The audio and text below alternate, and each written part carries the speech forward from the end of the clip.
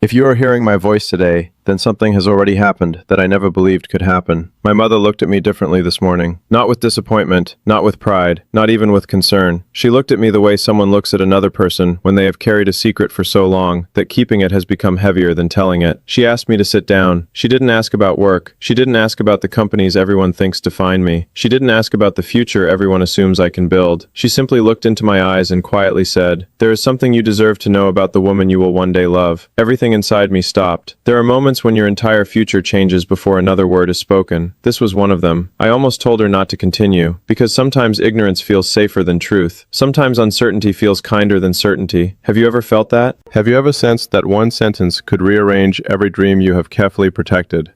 I have spent my entire life believing intelligence could solve almost everything. Complex systems, impossible engineering, problems that everyone else called unsolvable. But love has never obeyed equations. Love refuses to be optimized. Love doesn't care how disciplined you are. It doesn't negotiate with logic. It waits quietly until the exact moment you have convinced yourself you are completely in control. Then it reminds you that your heart has never signed that agreement. My mother knew that. She has watched me spend years building machines while quietly avoiding the one thing that could actually destroy me. Attachment, not failure, not bankruptcy, not public criticism. Attachment.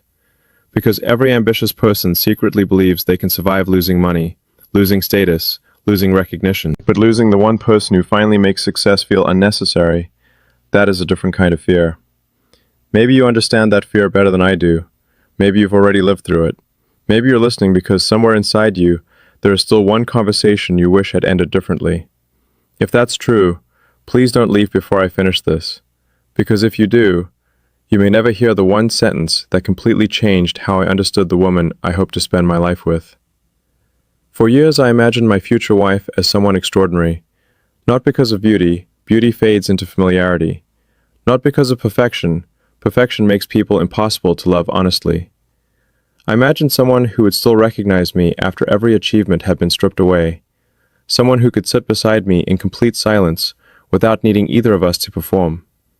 Someone who would not fall in love with the headlines. Someone who would remain after the applause disappeared. Do you know how rare that is? Do you know how difficult it is to trust that someone loves the person instead of the image? People assume visibility creates confidence. It doesn't. It creates suspicion. Every compliment becomes a question. Every smile becomes something you investigate. Every coincidence starts looking intentional. Eventually, you begin doubting kindness itself. And that is one of the loneliest places a human being can live. My mother watched me become that person. She never criticized me. She simply waited. Mothers understand timing better than anyone. She knew there would come a day when success could no longer distract me from loneliness. That day arrived today. She folded her hands together and asked me something I wasn't expecting. If she arrived tomorrow, would you recognize her? I answered immediately. Of course. She smiled. Not because I was right, because she knew I wasn't. That smile frightened me more than anything she had said. Confidence is dangerous when it hasn't been tested. She leaned back and quietly whispered, "No, you would probably walk right past her." Those words have echoed inside me ever since. Walk right past her. How? How could someone spend years praying for the right person only to miss her when she finally appears? Is that possible? Or does fear simply become so familiar that we mistake it for wisdom? Tell me honestly, if love finally knocked on your door today, would you open it immediately? Or would you first ask it to prove itself? Would your past protect you or imprison you? I used to think caution was maturity. Now I'm beginning to wonder whether caution sometimes disguises itself as emotional surrender. Maybe we don't lose love because it leaves. Maybe we lose it because we hesitate one moment too long. That possibility terrifies me. Not because I fear rejection, because I fear recognition arriving after opportunity has already disappeared. There is a difference, a painful difference. My mother could see that I was trying to solve her words like an engineering puzzle. She laughed softly. You still think this is about finding the right woman? It isn't. It's about becoming the man she won't be afraid to trust. No investor has ever challenged me that deeply. No competitor has ever exposed my weakness so clearly. Because she wasn't questioning my success, she was questioning my emotional availability. There is a difference between providing safety and becoming safe. I had confused the two for years. Money creates comfort. Presence creates peace. They are not the same. Neither are ambition and intimacy. One builds companies, the other builds homes. One attracts admiration, the other earns trust. I had mastered one, the other, I wasn't even sure I understood. If these words are reaching you tonight, and something inside your heart feels strangely quiet, would you stay with me a little longer by subscribing?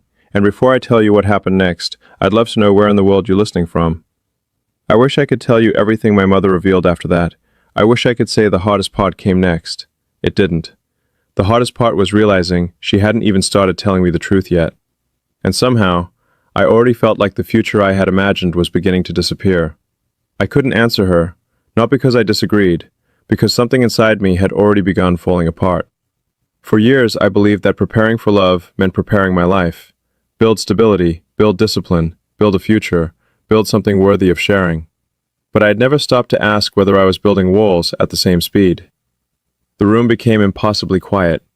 My mother looked toward the window as though she was searching for memories instead of words. Then she said something I still hear every time the world becomes silent.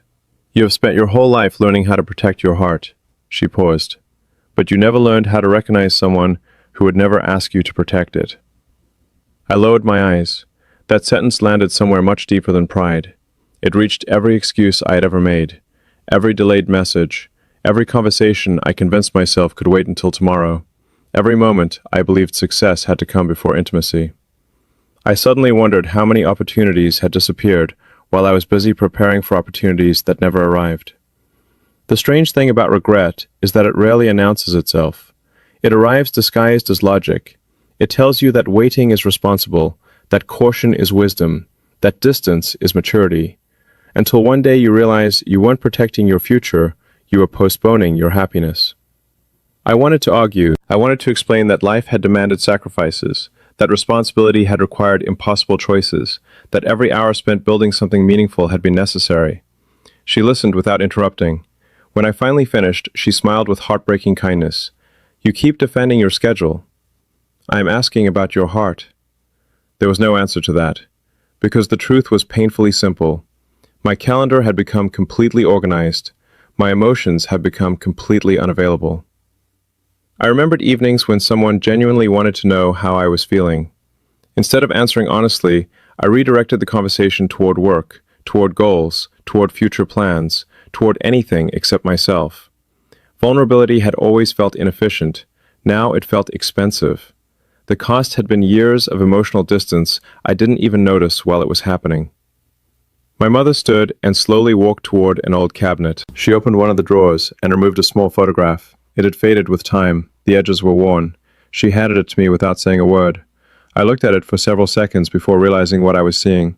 It wasn't a remarkable picture. No celebration, no achievement, no ceremony. Just two ordinary people sitting beside each other on a bench. My parents, young, laughing, completely unaware that someone had captured one of the simplest moments of their lives. They had almost nothing, she whispered, but they never postponed loving each other until life became easier. I continued staring at the photograph. There was something almost unsettling about how peaceful they looked. Not because life had been perfect, because they had chosen each other before certainty arrived. I had spent years waiting for certainty. Maybe certainty was never coming. She sat beside me again. There was something else. Her voice became quieter than before. So quiet that I almost wished I couldn't hear it. You think your future wife will need your strength. She will. But one day she will need your weakness even more.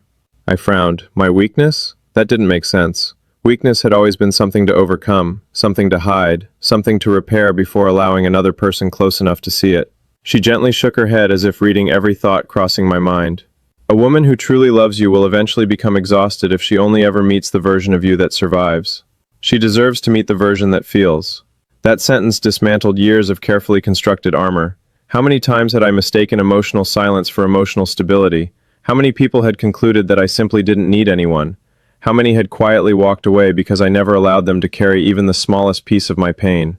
Perhaps they weren't leaving because they lacked patience. Perhaps they were leaving because I never trusted them enough to stay. I closed my eyes. Memories began appearing one after another. Moments I had buried beneath accomplishment. People I admired but never pursued. Conversations interrupted by ambition. Promises delayed until circumstances improved. There was a pattern, one I had refused to acknowledge. Whenever love asked me to slow down, I accelerated. Whenever someone tried to understand me, I became difficult to understand. Whenever affection became real, I disappeared into work. It had never felt intentional, yet intention changes nothing when the result remains the same. My mother reached for my hand. I cannot remember the last time she had done that. You inherited many beautiful things: your determination, your curiosity, your refusal to give up. She smiled sadly. You also inherited your father's fear. I looked at her immediately. My father? She nodded. He believed losing someone would destroy him, so he never fully allowed himself to belong to anyone.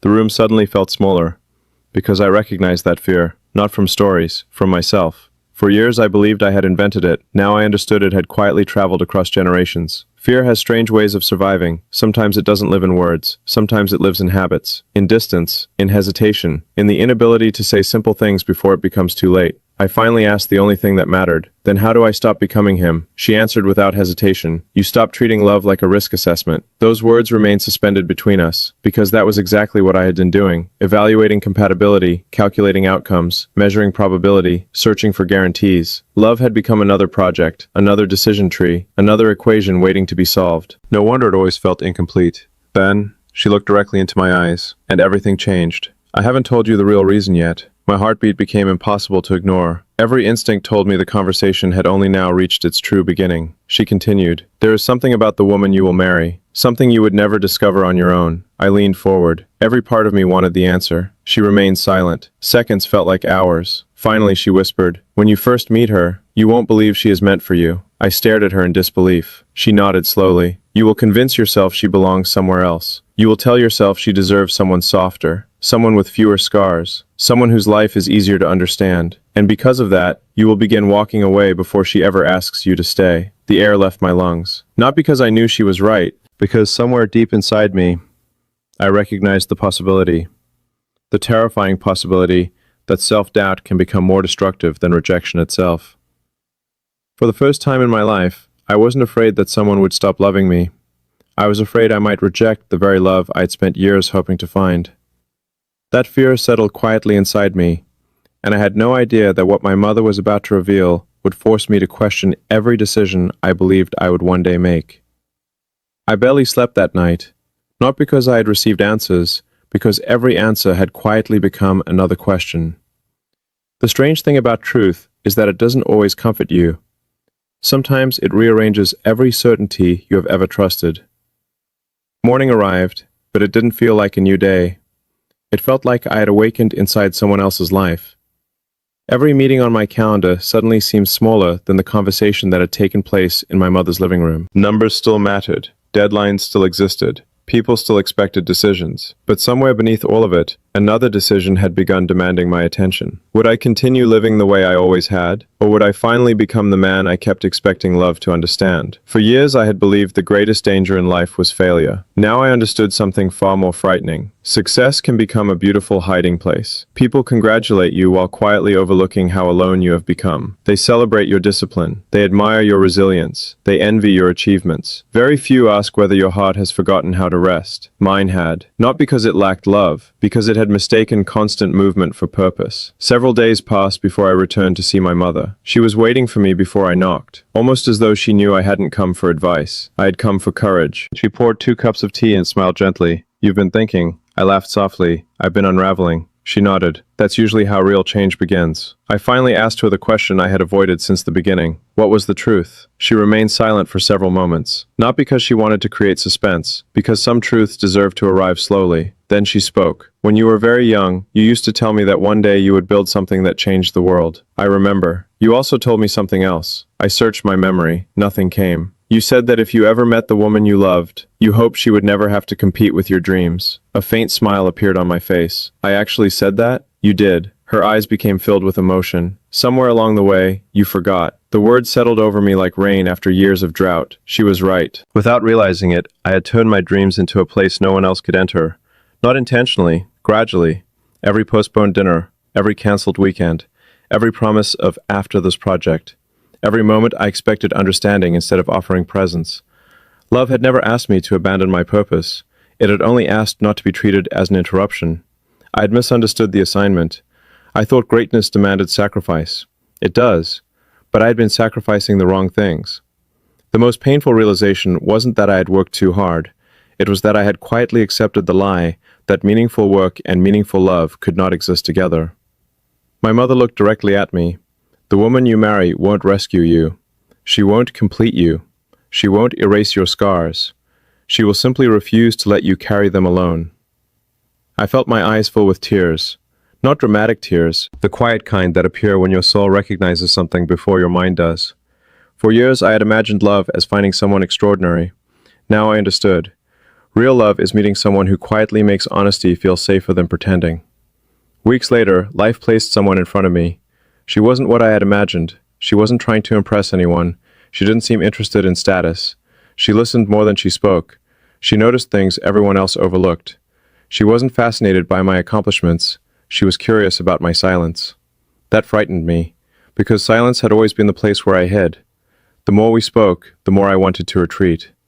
Old habits returned. I answered messages later than I should have. I buried myself in work. I convinced myself she deserved someone simpler, someone less complicated, someone who had already learned the lessons I was still struggling to understand. Then came the moment that nearly changed everything. Someone else entered my life. On paper, she seemed perfect. Everything looked effortless. Every conversation was easy. Every expectation aligned. No emotional risk. No uncomfortable honesty. No vulnerability. Just comfort. For a brief moment, I almost convinced myself that comfort was love. It would have been the easiest decision, the safest decision, the wrong decision. Because comfort had never asked me to grow. It had only asked me to remain unchanged. One evening, I found myself holding my phone, preparing to send a message that would quietly close the door on the woman who had begun reaching my heart. My finger hovered over the screen. I told myself it was practical, responsible, reasonable. Then I remembered my mother's words. You will begin walking away before she ever asks you to stay. Everything inside me froze. I realized I wasn't protecting either of us. I was protecting the familiar version of myself who believed distance was safer than disappointment. I put the phone down. Instead of ending the story, I finally told the truth. Not the polished version, not the impressive version, the frightened version. I admitted that I was afraid that one day she would discover I wasn't as strong as everyone believed, afraid that ambition had made me emotionally late to my own life, afraid that she deserved someone who didn't need to learn how to be present. She listened without interrupting. When I finished, she smiled with tears in her eyes. Then she said something I will remember for the rest of my life. I wasn't waiting for a perfect man. I was waiting for an honest one. In that moment, I understood what my mother had been trying to tell me from the beginning. The truth about the woman I would love was never really about her. It was about me. She knew I would eventually meet someone capable of loving me deeply. The real danger was that the frightened version of myself might reject that love before the healed version ever had the chance to receive it. My mother had never been warning me about the wrong woman. She had been warning me about the wrong version of myself. That was the truth. Not a secret about her past, not a prophecy, not a hidden test. A mirror. The greatest threat to my future was never another person. It was every fearful decision I almost justified in the name of self-protection. Love did not enter my life because I finally became fearless. It entered because I finally stopped demanding guarantees. I discovered that mature love is not built on certainty.